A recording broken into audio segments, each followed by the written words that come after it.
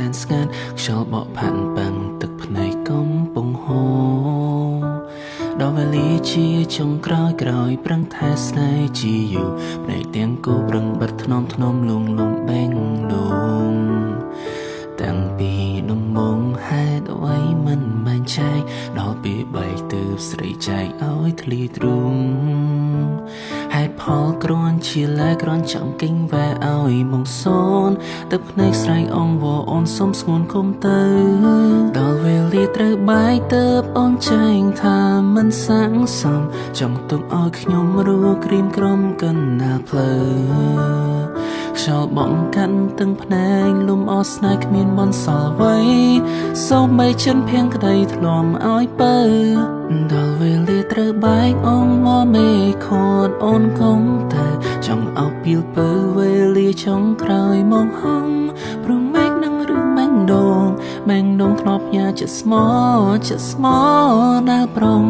ឲ្យអូនគ្រាមុនតែណាបាត់ហើយ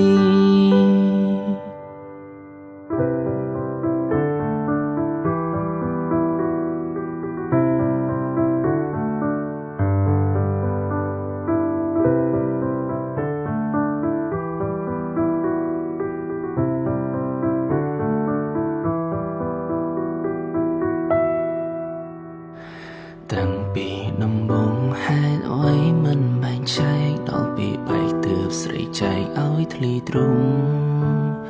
ហេតុផលគ្រាន់ជាលែគ្រាន់ចង់គិញវ៉ែឲ្យមកសូនទឹកភ្នែកស្រែកអងវអូនសុំស្ងួនគុំទៅ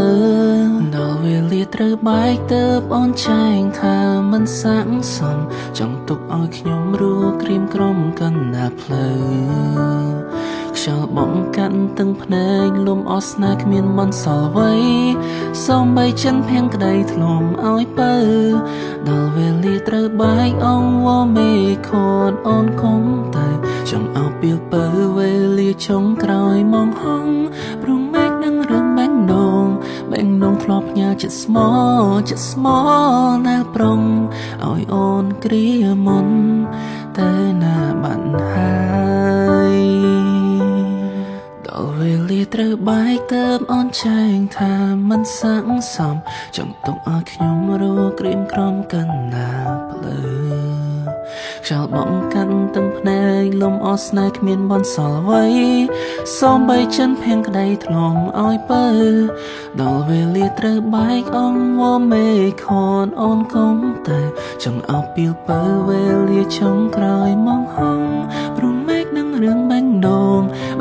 ធ្លាប់ញ៉ាចិត្តស្មោដែលប្រង